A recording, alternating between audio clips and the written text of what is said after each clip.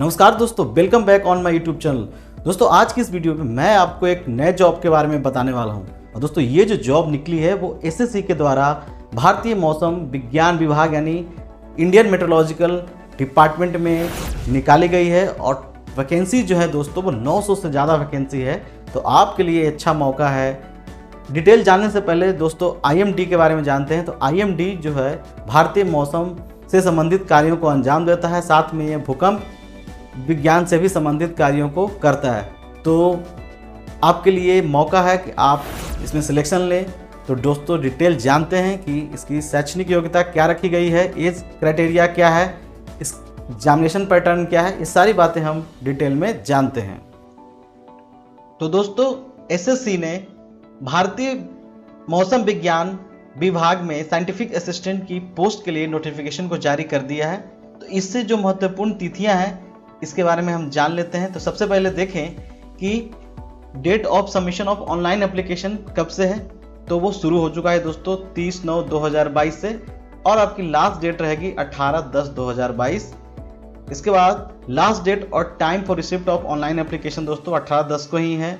आप अगर चालान ऑफलाइन जमा करना चाहते हैं तो 19/10 को आप प्रिंट कर सकते हैं। उसके बाद आपको बैंक में जा करके पेमेंट करना होगा। उसके लिए टाइम दोस्तों दिया गया है 20/10 यानी 20 अक्टूबर को। और last date for payment through challan के लिए आपको टाइमिंग जो रहेगी वो 20 तारीख ही है, ठीक है।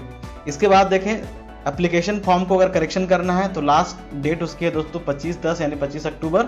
और इसकी जो संभावित एग्जामिनेशन जो तिथि रखी गई दोस्तों वो दिसंबर में होनी है। डेट आगे पीछे हो सकता है इस तरह से।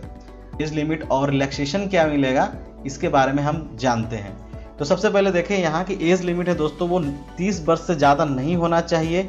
यानी आपको एज की जो कट ऑफ डेट रहेगी वो 18/10/2022 रहेगी दोस्तों।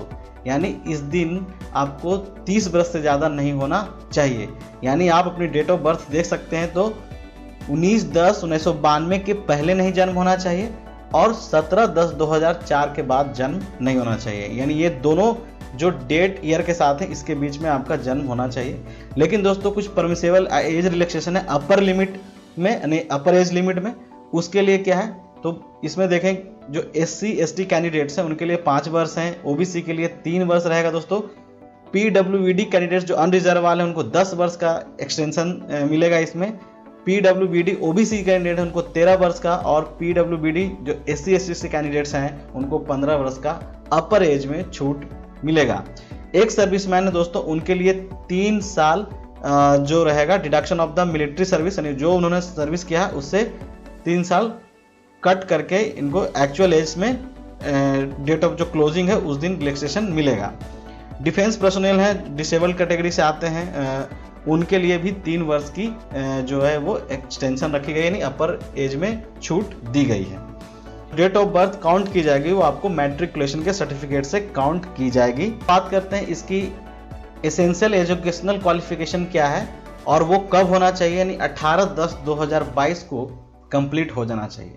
अगर आप अपेयरिंग हैं और आप फाइनल ईयर का एग्जाम दे चुके हैं, लेकिन दोस्तों इस डेट को अगर आपका रिजल्ट डिक्लेयर हो जाता है तो आप अप्लाई कर सकते हैं, ठीक है। अगर इसके बाद होगा तो अप्लाई नहीं कर सकते हैं। तो सबसे पहले देखें तो बैचलर्स डिग्री इन साइंस, और उसमें दोस्तों मेनली ये कहा गया है कि फिजिक्स एज वन सब्जेक्ट होना चाहिए, ठीक है। अगर आप ये नहीं है तो कंप्यूटर साइंस या इंफॉर्मेशन टेक्नोलॉजी इस जो सब्जेक्ट स्ट्रीम दिए गए हैं उससे आपको ग्रेजुएशन होना चाहिए, या फिर कंप्यूटर एप्लीकेशन से होना चाहिए। यानी ये एजुकेशन क्वालिफिकेशन है। अगर ये भी नहीं है तो देखें diploma in electronics and telecommunication engineering से होना चाहिए फ्रॉम ए रिकॉग्नाइज्ड इंस्टीट्यूट या यूनिवर्सिटी से, या कोई इक्विवेलेंट है उससे होना चाहिए। यानी डिप्लोमा होल्डर भी है तो भी आप एलिजिबल हैं, या बैचलर डिग्री इन सब्जेक्ट में है तो भी एलिजिबल है। दोस्तों अब हम बात करते हैं इंपॉर्टेंट बात यहाँ पर क्या है। तो जो क्वालिफाइंग डिग्री आपको होगा या फिर डिप्लोमा होल्डर हैं तो आपको फर्स्ट क्लास डिवीजन होना चाहिए, यानी 60% मार्क्स होना चाहिए। यानी कहने का मतलब है कि 60% मार्क्स नहीं होगा तो आप एलिजिबल नहीं है। या अगर आप CGPA मिला है तो उसमें 6.75 का CGPA होना चाहिए। किस स्केल पे तो 10 पॉइंट स्केल पे होता है, तो आप एलिजिबल होंगे। दोस्तों जो क्वालिफाइंग डिग्री होना चाहिए वो 3 इयर्स का जो ड्यूरेशन होता है उसी के पैटर्न पर होना चाहिए। यानी कब, जब 10+2 एग्जामिनेशन के बाद। दोस्तों उसके बाद अगर देखें आपने 10+2 में आपका जो सब्जेक्ट होना चाहिए वो साइंस से तो होना ही चाहिए, और जिसमें फिजिक्स और mathematics as a core subject, यानी ये 2 सब्जेक्ट आपको उसमें होना चाहिए। दोस्तों मैंने ये भी कह दिया जो फाइनल ईयर में ग्रेजुएशन है और वो अप्लाई कर सकते हैं, लेकिन उनको 18/10/2022 क्लोजिंग को यानी पास हो जाना चाहिए। ठीक है, तो ये सारी बातें हैं एजुकेशनल क्वालिफिकेशन से संबंधित। दोस्तों एग्जामिनेशन सेंटर की बात करें तो बहुत सारे सेंटर कोड्स दिए रहते हैं, जैसा कि एसएससी में ये होता ही है कि पूरे ऑल इंडिया में सेंटर बनाए जाते हैं, तो आपको जो उचित लगे, जहां जैसी सुविधा हो वहां पर आप सेंटर चूज कर सकते हैं। तो दोस्तों अब हम इसके एग्जामिनेशन पैटर्न को जानते हैं कि एग्जामिनेशन किस तरह से होगा। तो दोस्तों IMD साइंटिफिक असिस्टेंट का एग्जामिनेशन का स्कीम किस तरह से रहेगा इसे जानते हैं। तो सबसे पहले ये जो एग्जामिनेशन है वो 2 पार्ट में होना है। पहला पार्ट 1 जो होगा वो CVT ही होगा, और इसमें देखें तो सब्जेक्ट क्या क्या है, तो general intelligence and reasoning questions total होंगे वो 25 और टोटल मार्क्स 25 के होंगे। इंग्लिश लैंग्वेज एंड कंप्रीहेंशन ये भी 25 क्वेश्चन 25 मार्क के। क्वांटिटेटिव एप्टीट्यूड रहेगा, ये भी आपको 25 क्वेश्चन 25 मार्क के रहेंगे, और जनरल अवेयरनेस 25 क्वेश्चन 25 मार्क के रहेंगे।